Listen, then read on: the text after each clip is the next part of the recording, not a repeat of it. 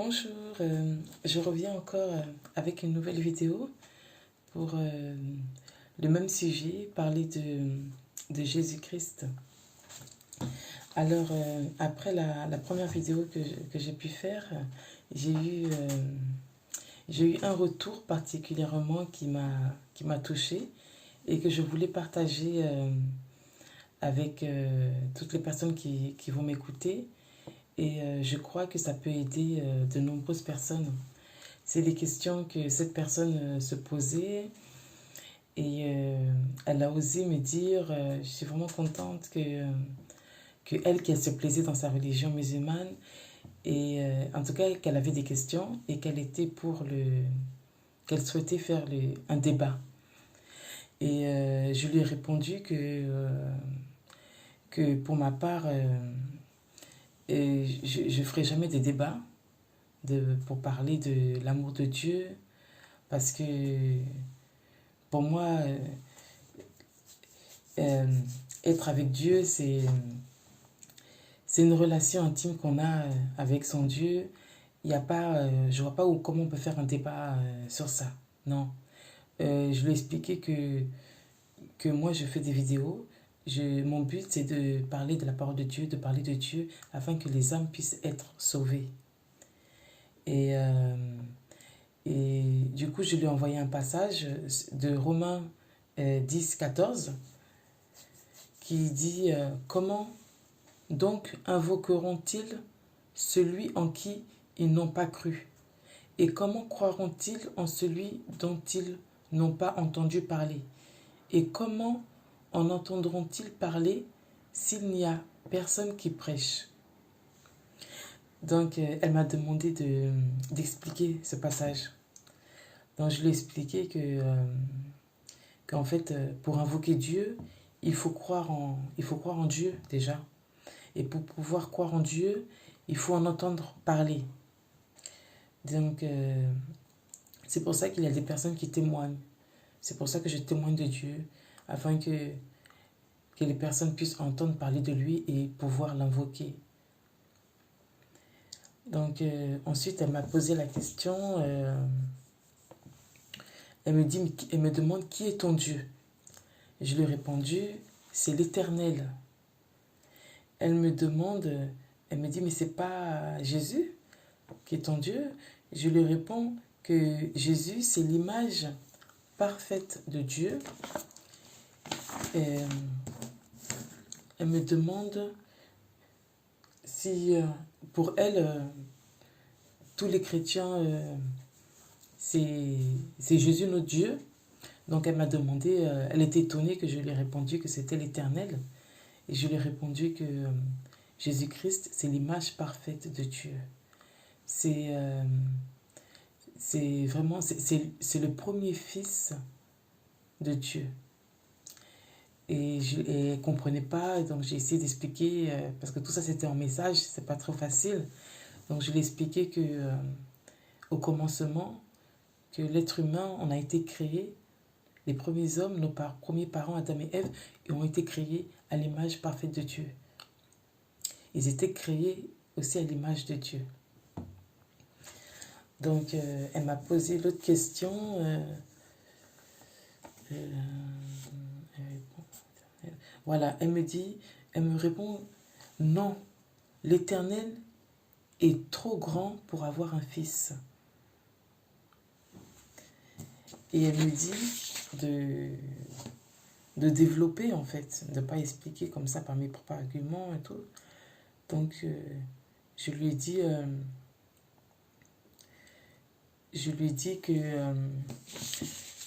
que si ça peut être difficile de comprendre, mais Dieu est amour. C'est Dieu qui a créé la famille. Et il n'y a pas quelqu'un qui est plus amour que Dieu. Il n'y a pas quelqu'un qui est plus famille que Dieu. Nous-mêmes, moi-même, je prends mon cas, je suis mère, je suis enfant de ma mère. Et pourquoi Dieu ne pas être père et, et enfant. Est-ce que, je ne sais pas si une personne peut, si vous pouvez essayer de comprendre, c'est que en fait tout ce que nous vivons, la vie que nous vivons, ça vient de Dieu. L'être humain n'a rien créé en fait. L'être humain n'a rien créé. La famille, le fait d'avoir des enfants, d'être grand-père, grand-mère, tout ça, c'est la volonté de Dieu.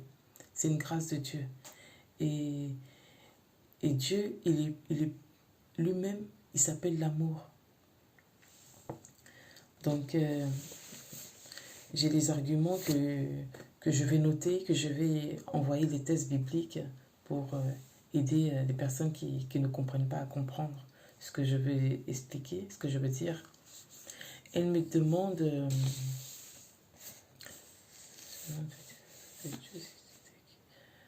elle me dit que dans la Bible, que c'est écrit que fils de Dieu, ça veut dire serviteur de Dieu. Et je veux lui répondre, parce que je n'ai pas pu répondre à toutes ces questions. Donc je profite sur cette vidéo pour lui dire que non, que fils de Dieu, c'est fils de Dieu. Serviteur de Dieu, c'est serviteur de Dieu. Dans la Bible, on parle des serviteurs de Dieu et on parle du Fils de Dieu. Jésus est venu en tant que Fils de Dieu. Il nous l'a été promis depuis les prophètes. On a annoncé sa venue depuis les prophètes. Et quand il est venu, il nous a été annoncé qu'on allait avoir un fils, qu'on allait avoir un enfant qui vient de Dieu, qui allait être conçu par une femme et par la vertu du Saint-Esprit. Donc il vient de Dieu. C'est un enfant qui vient de Dieu. C'est une divinité qu'on ne peut pas expliquer. Il est 100% homme, parce qu'il vient de mère homme, et il est 100% Dieu, parce qu'il vient de l'Esprit de Dieu.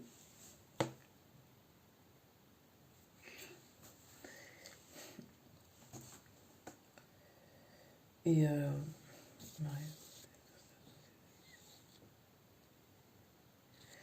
voilà, c'est une réponse que je voulais expliquer un peu, que voilà, que les prophètes ont prophétisé la venue d'un Messie. Le Messie qui allait venir pour sauver son peuple. Et voilà, le peuple de Dieu qui l'a choisi. Le peuple de Dieu, ce sont toutes ces personnes qui veulent vivre avec Dieu, toutes les personnes qui choisissent de vivre avec lui, qui l'acceptent. Donc aujourd'hui, toutes les personnes qui sont nées de nouveau, ce sont des personnes qui sont dans le peuple de Dieu. C'est vrai que là, tous les passages que j'ai, je vais les mettre dans la barre d'application pour que vous puissiez lire toutes les personnes qui se posent des questions. Parce que c'est ce qu'elle m'a demandé en fait. Elle veut vraiment avoir les descriptions, où c'est écrit dans la Bible, tout et tout. Elle s'intéresse vraiment beaucoup parce qu'elle a une Bible. Et je sais qu'il y a beaucoup de personnes aussi qui se posent des questions. Et je vous invite, si vous avez des questions, que vous voulez vraiment des questions saines. C'est pas avec un esprit de débat, de concurrence ou quoi, de plus fort, non. C'est vraiment pour quelqu'un qui cherche vraiment la face de Dieu, qui veut être réconcilié avec Dieu, qui veut comprendre vraiment. Moi, je suis ouverte. Posez vos questions. Et parce que moi, je me suis posé vraiment beaucoup de questions. Et je me suis vraiment posé tellement de questions. Et j'ai été conduit toujours par le Saint-Esprit. Toutes les questions que je me posais, je demandais à Dieu, je dis, ah voilà, et si tu dis que c'est toi qui es le chemin, la vérité et la vie, alors pourquoi ci, pourquoi ça? Et Dieu, par son Esprit Saint, il me répondait toujours par une personne ou par la Bible. Ou c'était des moments vraiment très spirituels qui ne s'expliquent pas. Et c'était vraiment... c'est pour vous dire que Dieu, vraiment, il est vivant. Dieu existe vraiment. Dieu, il parle. Dieu, il parle. Ce n'est pas une religion. Dieu, il est vraiment vivant. Dieu, il parle. Si vous posez des questions, vous pouvez demander à Dieu sincèrement. Il faut vous repentir, demander pardon à Dieu. Et vous posez des questions que vous avez besoin de comprendre. Il va vous répondre. Et elle voulait savoir qu'est-ce que le royaume de Dieu. parce qu'elle m'a envoyé un passage qui parlait de la bonne nouvelle.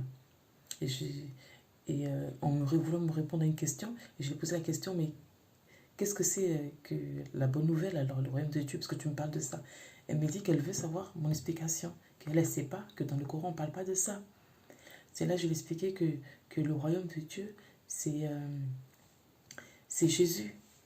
C'est Jésus, c'est la promesse que Dieu a faite, nous a promis de nous envoyer un consolateur, de nous racheter des péchés, de nous sauver de ce monde que nous vivons à cause du péché. C'est pour ça que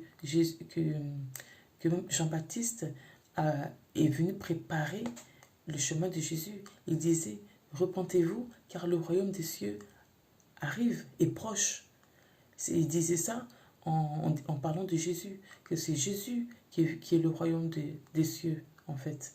C'est lui, quand il est venu, il guérissait les malades, il restaurait les cœurs brisés, il ressuscitait les morts. Vous voyez, lorsque même on a attrapé Jean-Baptiste et il était en prison, il a envoyé ses disciples aller demander à Jésus. Jean-Baptiste nous demande, notre maître nous demande, es-tu celui que nous devions attendre ou devons-nous attendre un autre? Il a dit, allez lui dire ce que vous avez vu et ce que vous avez entendu. Les aveugles y voient, les boiteux marchent, les sourds entendent. Le royaume des cieux est venu parmi nous. Vous voyez, le Coran ne parle pas de ça, parce que le Coran, il ne reconnaît pas Jésus en tant que Messie, en tant que sauveur du monde. Il ne peut pas connaître le Messie. Vous voyez? Et Jésus, quand il est venu, il a dit qu'il n'a rien enlevé. Et tout ce que les prophètes ont dit, tout ce que la loi a dit, lui, il est venu pour accomplir. Il n'est pas venu pour enlever quoi que ce soit. Il est venu accomplir tout ce qui a été dit, tout ce qui a été annoncé avant lui. Il est venu accomplir tout ça. Donc voilà les questions qu'elle a pu me poser. Je vous invite vraiment, si vous avez... Ah oui, il y a une question aussi qu'elle m'avait posée, que beaucoup de musulmans se posent. Moi, je me suis posée aussi comme question. Elle me demandait si, par exemple, oui, comme je disais que Jésus, c'est le Fils de Dieu. Elle me disait, oui, mais pourquoi lorsqu'il était à la croix, il a demandé à Dieu, éloigne cette coupe de moi. Pourquoi m'as-tu abandonné? Voilà, pourquoi m'as-tu abandonné? C'est ça, je voulais expliquer que Dieu n'a pas abandonné Jésus. Dieu a abandonné le péché. Parce que Jésus, à ce moment-là, il portait le péché du monde. Le péché, c'est lui, il est le sacrifice du monde. Il est l'agneau de Dieu. À ce moment-là, à la croix, Jésus portait tous les péchés du monde, de l'humanité tout entière. Vous voyez? Jésus l'a porté. Donc, lorsque Jésus a dit, Dieu, pourquoi m'as-tu abandonné? Il n'a pas abandonné. Jésus, il était dans la chair. Vous comprenez? Il était dans la chair, en tant qu'humain. Il fallait quelqu'un qui porte nos péchés. Il fallait quelqu'un qui rachète. Parce que Dieu est un Dieu de justice. Vous comprenez? La justice, ça veut dire que si on fait une faute, il faut qu'il y ait une justice. Si quelqu'un a volé, il faut le payer. Toute chose, il faut que ce soit payé. Il faut être juste. Il n'y a pas de petits péchés. Dieu ne peut pas dire, oui, bon, toi, tu as juste volé, donc c'est moins grave. Tu peux aller au paradis. Bon, lui, il a tué quelqu'un. Non. Un péché, c'est un péché. Donc, tout péché mérite d'être puni et on a besoin de justice. C'est pour ça qu'on dit que le royaume, la bonne nouvelle, le royaume de Dieu et sa justice est venu. Jésus, il est venu quand il a dit, il est venu non pour juger le monde. Mais lorsqu'il va venir, là, Jésus, il est à la porte. Là, il va revenir. Et là, il va revenir pour juger maintenant cette fois-ci. Le jugement, ça va être quoi? Ceux qui l'ont accepté. Ceux qui ont accepté son sacrifice. Parce que de nous-mêmes, jamais on peut être propre, saint devant Dieu. Comment voulez-vous payer nos péchés? Par nous-mêmes, on ne peut pas. C'est par la grâce de Dieu. C'est Dieu qui est venu nous racheter. C'est Dieu qui est venu nous racheter par Jésus-Christ. C'est pour ça que j'ai expliqué que j'allais faire plusieurs vidéos pour expliquer beaucoup de choses que moi-même je me suis posé comme question. Par exemple, le sacrifice de Dieu. Ça, c'est très important à comprendre. Parce que dans la Bible, Dieu nous a expliqué déjà par des dessins pour comprendre. Parce que c'est difficile quand on dit à quelqu'un c'est Jésus qui est l'agneau de Dieu, c'est lui le sacrifice. Il faut pouvoir comprendre. Donc Dieu avait déjà fait ce dessin-là, déjà, avec les prophètes, avec Abraham et tout ça. À l'époque, avant, il fallait faire des sacrifices d'animaux. Tout ça, c'était l'ombre des choses à venir.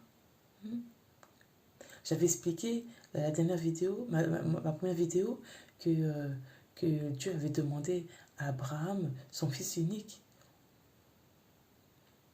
Et Abraham, chaque an, même avant les sacrificateurs, faisait des sacrifices d'animaux, afin de purifier tout le peuple des péchés.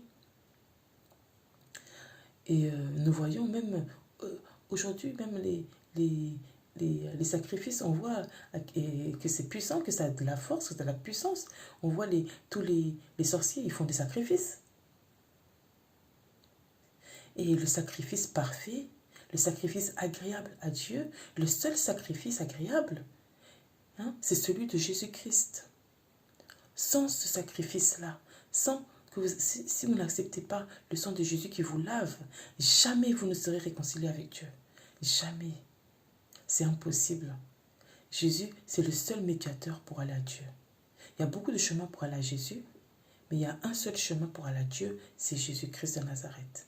C'est lui seul, par lui seul, on peut être propre, on peut être restauré pour aller à Dieu. Je vous invite à vous abonner. Il faut appuyer sur s'abonner en bas de ma vidéo, et il y a une cloche, vous appuyez sur la cloche pour recevoir les nouvelles vidéos. Et j'ai vraiment à cœur de développer plusieurs sujets, expliquer vraiment la divinité de Dieu, pourquoi c'est vraiment important de s'accrocher à Jésus. Nous sommes dans les temps de la fin. Je vous invite vraiment de chercher la face de Dieu. Toutes les distractions dans le monde, là, ça va se terminer un jour. Dieu a dit, Jésus l'a dit, que tout dans le monde, tout passera, sauf sa parole, sauf lui-même. Et la Bible nous explique bien que la parole de Dieu, c'est Jésus. Que tout a été créé par la parole. Et la parole s'est faite chair. Vous voyez, la parole avant, elle venait par les prophètes. Dieu nous a parlé à travers ses prophètes. Et après, il est venu en chair. Lui-même est venu en chair. Est venu sur la terre. Et comment nous savons que c'est lui? Il guérissait. Il ressuscitait les morts. Il a vaincu la mort. Jésus, il est venu, il est mort 3 jours. Il a accompli tout ce qu'il fallait accomplir sous la terre en 3 jours.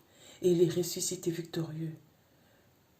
Lisez la Bible, vous allez voir. Le jour que Jésus-Christ a rendu l'âme, il a eu le tremblement de terre. On dit que le voile est déchiré dans le temple. Vous voyez? Jésus, c'est la vie. Jésus, c'est le seul espoir de l'humanité. Sans Jésus, vous ne pouvez pas aller à Dieu.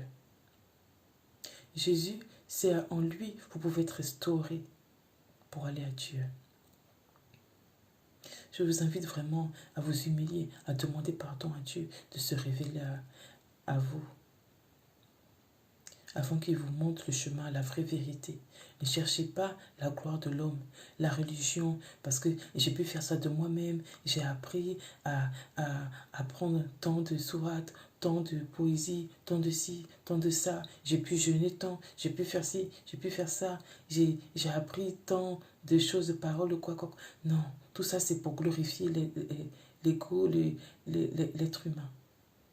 Dieu, quand il sauve, c'est par grâce, afin que personne ne puisse se glorifier par lui-même. Parce que Dieu ne partage pas sa gloire avec quelqu'un. Dieu ne partagera jamais sa gloire avec quelqu'un. Vous ne pouvez pas aller à Dieu par vos propres forces, par vos propres moyens. Jamais. C'est par sa grâce qu'on peut aller à Dieu. Uniquement par sa grâce. Voyez, moi je suis rien, je suis personne, mais Dieu m'a fait grâce. Aujourd'hui, je peux vous parler de Jésus. Moi, si ce n'est pas à cause de Jésus, jamais je me verrai jamais en train de faire une vidéo. C'est parce que Dieu est amour, il est miséricordieux. Il m'a fait miséricordieux, qui m'a sauvé. J'ai vu quel point il a transformé ma vie, comment il me restaure de jour en jour. Je vois la paix qu'il met dans mon cœur. C'est pour ça que je suis là en train de parler, de témoigner de Jésus-Christ. Et j'invite à toutes les personnes qui ont accepté Jésus-Christ à témoigner de Jésus-Christ. Parce que là, c'est les temps de la fin. C'est les temps de la fin. Et nous ne voulons pas voir tous ces âmes perdues sans Jésus-Christ. C'est Jésus-Christ, c'est lui seul qui peut vous sauver. Accrochez-vous à lui. C'est lui qui est le Rédempteur. C'est lui qui est le rocher. C'est lui qui est la paix, qui est la joie. En lui, tout a été créé. Rien de ce qui existe n'a été fait sans lui, sans la parole. Hein? À quoi ça sert de gagner le monde si on perd notre âme? Hein? Ça sert à quoi d'avoir une religion? Pour montrer quoi? Pour dire quoi? Pour dire que je suis la religion de mes parents? Si ça ne vous sauve pas, regardez bien votre religion si ça va vous sauver. Ça va vous amener à où? Si on vous dit qu'il faut peser le bien plus que le mal, quoi, vous pensez que ça peut aller à Dieu, ça? Dieu, il a tout accompli. En Jésus, tout a été accompli. Si vous recevez, Jésus a dit à Nicodème, un homme de la loi à l'époque, quand il était sur la terre des hommes, Nicodème, c'était un grand maître de la loi. Il a demandé à Jésus, je sais que tu es fils de Dieu, ou que tu es un maître, parce que personne ne peut faire ce que tu fais si il n'est pas un maître, s'il n'est pas avec Dieu. Il lui a dit, tu es un maître de la loi et tu ne connais pas tout ça, tu ne sais pas? Il a dit, oui, c'est vrai, en effet. On dit ce qu'on connaît. Les choses de la terre parlent des choses de la terre. Les choses de en haut témoignent des choses d'en haut. Lui, il est venu d'en haut. Il nous témoigne, il nous parle des choses d'en haut. Quelque chose qui est terrestre, il parle des choses de terrestres. Il a dit à Nicodème, il faut être né de nouveau. Né de nouveau. Nous sommes nés de Adam et Ève, de la terre. Nous avons hérité du péché. Dieu nous a rachetés par Jésus. Lui qui est du ciel, qui est d'en haut. C'est pour ça que quand on est en Jésus, on est mort à nous-mêmes et on renaît de nouveau. C'est pour ça qu'on appelle ça la nouvelle naissance. En Jésus, on est né de nouveau. Et naître de nouveau, c'est une nouvelle naissance. Et maintenant, on est réconcilié avec Dieu. On n'est plus de la terre, mais on vient du ciel. Et on reçoit l'Esprit de Dieu. Je veux vraiment vous inviter. Je vous en supplie, essayez, abonnez-vous au moins à ma chaîne ou prenez le lien de ma chaîne et essayez de regarder les enseignements, des thèmes que je vais mettre pour parler vraiment de la divinité de Jésus. Vous allez voir qu'il n'y a rien sur la terre à qui s'accrocher si ce n'est pas en Jésus. C'est lui qui est l'arche de Noé. Noé, à l'époque, quand il construisait son arche, tout le monde le traitait de fou. Dieu avait décidé, il avait dit que sur la terre, il allait tout ravager. Noé, c'était le seul homme qui était intègre à l'époque. Dieu l'a sauvé. Il a dit de construire l'arche. Tout le monde le traitait de fou. Cette arche-là, c'est Jésus qui nous invite à... Cette arche-là, c'est le royaume de Dieu. Il nous dit de chercher le royaume de Dieu avant toute chose. Et que ce royaume de Dieu, il est forcé. Et que c'est les violents qui s'en emparent. C'est les violents qui s'en emparent. Cherchez le royaume de Dieu et toute sa justice. Et le royaume de Dieu, il ne consiste pas seulement en paroles, il consiste en puissance. Il consiste en puissance. Nous avons vu la puissance de Jésus et nous voyons toutes les personnes qui témoignent de Jésus. En tout cas, ceux qui vivent Jésus. Ayez un discernement. Demandez à Dieu le discernement. Cherchez à sauver votre âme. Ne cherchez pas à satisfaire votre chair. Non. La chair a toujours envoyé l'homme à la mort. Toujours. Depuis le début. Cherchez l'esprit qui vivifie. C'est pour ça que la Bible dit que la lettre tue. Il y a beaucoup de personnes qui lisent la Bible avec la lettre en essayant de comprendre avec ses propres intelligences. Dieu nous dit de lire avec son esprit. En esprit, en vérité. Vous avez besoin de l'esprit de Dieu pour comprendre la Bible. Cette Bible, ça a la vie. Ça a une nourriture. Ça restaure, ça guérit. La Bible, la parole de Dieu, ça guérit. Ça guérit. C'est une vraie nourriture. Dieu a dit que ces paroles sont vie. Il dit que ça a la vie, ça donne la vie. Ça restaure, ça guérit, ça délivre, ça libère. Je vous invite, si quelqu'un a des questions vraiment qui n'arrive pas à comprendre, quelqu'un qui veut prier, envoyez-moi un message privé. Je vais vous soutenir. Je vous invite vraiment à chercher la face de Dieu.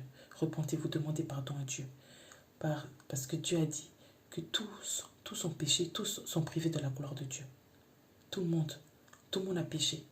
Nous avons tous besoin de Dieu, du sacrifice de Jésus, pour être réconciliés avec Dieu. Soyez bénis, soyez bénis. J'espère que cette vidéo pourra vous bénir. À une prochaine vidéo. Amen.